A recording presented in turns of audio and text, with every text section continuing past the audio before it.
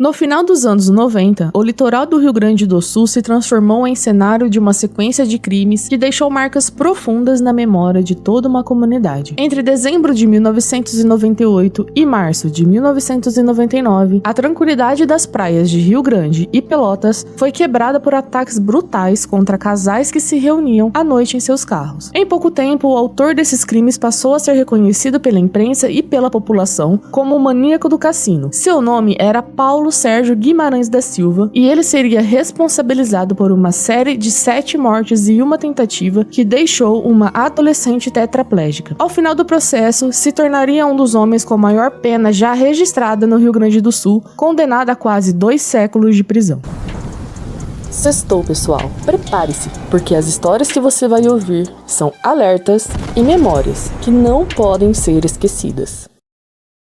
Nascido no Rio Grande do Sul, ele trabalhava como pescador e tinha um histórico de violência. Já havia sido condenado por tentativa de homicídio e passou quase 9 anos preso na Penitenciária Estadual de Rio Grande. Em novembro de 1998, deixou o presídio e poucas semanas depois, a cidade começaria a viver noites de medo. Paulo Sérgio mais tarde confessaria que tinha se inspirado no caso do maníaco do parque, que chocava o país na mesma época, e dizia que queria ir além, ser maior que ele. A motivação dele não era apenas o ato criminoso em si, mas também o desejo de notoriedade, de deixar um rastro que fizesse as pessoas lembrarem de seu nome pelo medo. O primeiro ataque ocorreu em 12 de dezembro de 1998. O casal Felipe Santos, de 19 anos, e Bárbara da Silva, de 22, foi encontrado dentro de um carro na Praia do Cassino, em Rio Grande. Jovens, com a vida inteira pela frente, Felipe e Bárbara eram descritos como tranquilos, queridos por amigos e familiares, pessoas comuns que apenas aproveitavam a noite como tantos outros casais faziam. A notícia da morte deles abalou a cidade, mas ainda era tratada como um caso isolado. A investigação começou, mas sem ligação clara com algo maior. Alguns meses depois, a história se repetiu, dessa vez na Praia do Totó, em Pelotas. O casal Ana Maria Soares, de 31 anos, e Márcio Olinto, de 30, também foi encontrado sem vida em circunstâncias muito semelhantes às de Felipe e Bárbara. 2 casais em pouco tempo, mortos da mesma forma em locais próximos. A polícia começava a perceber que não se tratava de coincidência, mas sim de um padrão. A população, assustada, já comentava que algo maior estava acontecendo. Os jornais começavam a dar destaque e a sensação era de que havia alguém caçando casais no litoral. Poucos dias depois, a situação se tornaria ainda mais clara. Em março daquele mesmo ano, o jovem Patrick de Castro Almeida, de 18 anos, e sua namorada Brenda Nascimento, de 14, foram atacados. Patrick não resistiu, mas Brenda sobreviveu, e foi justamente ela quem ajudou a mudar os rumos da investigação. Brenda foi vítima de abuso, levou tiros, ficou tetraplégica, mas teve forças para se fingir de morta e depois contar o que aconteceu naquela noite. Sua coragem, ainda tão jovem, foi fundamental para a polícia entender que enfrentava um criminoso em série. O relato dela também revelou detalhes da frieza de Paulo Sérgio. Ele não apenas atacava, mas gostava de permanecer no local, observando a chegada de curiosos, familiares ou até policiais, apenas para assistir ao impacto de seus atos. Esse comportamento reforçava o perfil de alguém que não buscava apenas atacar, mas alimentar um ego doentio ao ver o medo estampado no rosto das pessoas. 6 dias depois do ataque a Patrick e Brenda, outro casal foi vítima do mesmo homem. Na madrugada de 26 de março de 1999, Silvio Luiz, de 36 anos, e Adriana Nogueira Simões, de 28, foram mortos em circunstâncias idênticas às anteriores. Em menos de 4 meses, 7 pessoas haviam perdido a vida e uma adolescente sobrevivia com sequelas permanentes. O clima na região era de pavor. Famílias proibiam seus filhos de saírem à noite, casais tinham medo de frequentar as praias e o apelido maníaco do cassino se consolidava nas manchetes. A investigação, até então cheia de dúvidas, passou a se concentrar em encontrar esse homem que deixava um rastro de dor e medo. Durante os meses de apuração, 13 pessoas chegaram a ser presas preventivamente, já que a polícia ainda buscava provas para confirmar a autoria. Mas foi o depoimento de Brenda e a coleta de informações de moradores que levaram a Paulo Sérgio Guimarães da Silva. Ele acabou preso em maio de 1999. Na delegacia, não demorou a confessar não apenas os 7 homicídios, mas também a tentativa contra Brenda, além de roubos e outras tentativas. Sua confissão não foi carregada de arrependimento, pelo contrário, descreveu os crimes com frieza, reafirmando sua inspiração em outro criminoso famoso e admitindo que sentia prazer prazer em assistir à reação das pessoas depois que cometiu os ataques. O julgamento aconteceu em 2002. Paulo Sérgio foi condenado por 14 crimes no total: 7 homicídios, uma tentativa de homicídio, 3 roubos, 2 tentativas de roubo e um ato não consentido. A pena inicial somava 171 anos, 4 meses e 20 dias de prisão, uma das maiores já aplicadas no estado. Mais tarde, com revisões de processos, essa pena foi elevada para 184 anos e 10 meses. Ele foi encaminhado para a penitenciária de alta segurança de Charqueadas, a PASC, onde permanece até hoje. Em 2007, chegou a pedir transferência para a penitenciária estadual de Rio Grande, mas a justiça negou, alegando que sua presença naquela cidade poderia gerar convulsão social, já que muitas famílias ainda sofriam com as lembranças do que aconteceu. As vítimas do chamado Maníaco do Cassino ficaram para sempre na memória da comunidade. Felipe, Bárbara, Ana Maria, Márcio, Patrick, Silvio e Adriana eram jovens e adultos comuns, com sonhos, famílias e planos que foram interrompidos de forma inesperada. A sobrevivente Brenda se tornou símbolo de resistência. Mesmo carregando sequelas permanentes, sua voz foi determinante para que o autor fosse identificado, preso e condenado. É impossível falar do caso sem reconhecer a importância da coragem dela, que transformou uma tragédia pessoal em peça-chave para interromper a sequência de crimes. O caso de Paulo Sérgio também mostrou como, naquela época, o Brasil ainda aprendia a lidar com a investigação de criminosos em série. Foi preciso estudar padrões, comparar ocorrências e entender que os ataques não eram isolados. A imprensa desempenhou papel importante em alertar a população, mas também em criar um clima de medo que só aumentava a pressão por respostas. Ao final, a condenação de Paulo Sérgio foi um marco, tanto pela gravidade dos crimes quanto pelo tamanho da pena. Mais de 2 décadas depois, ele continua preso, ocupando até hoje o ranking dos maiores condenados do estado. Seus crimes seguem como lembrança amarga de um período em que o litoral gaúcho viveu dias de terror, mas, acima de tudo, permanecem como memória das vítimas, pessoas reais, com histórias interrompidas de forma injusta. Ao recontar esse episódio, o objetivo não é dar palco ao criminoso, mas lembrar de cada uma das vítimas, reforçar o impacto que esses crimes tiveram em tantas famílias e garantir que essas histórias não sejam esquecidas. Esse foi o caso do Maníaco do Cassino, um dos mais chocantes da história do Rio Grande do Sul. Um homem que buscou reconhecimento pelo medo e acabou condenado a quase 2 séculos de prisão. Um caso que nos lembra de como a violência deixa marcas profundas e de como é importante valorizar as vítimas, suas memórias e a luta por justiça que continuam vivas até hoje.